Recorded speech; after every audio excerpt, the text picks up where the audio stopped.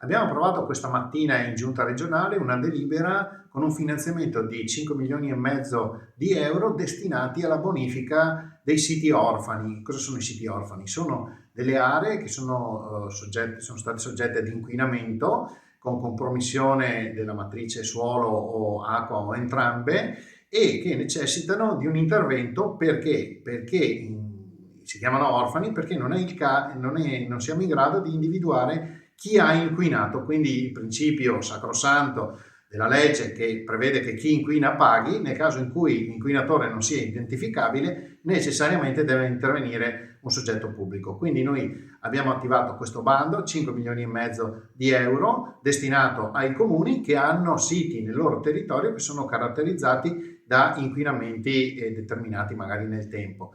Per individuare la priorità ci avvaliamo di uno strumento che abbiamo messo a punto con l'Università di Padova, ancora una volta, che determinerà le priorità di intervento, cioè si interviene prima dove il rischio è maggiore.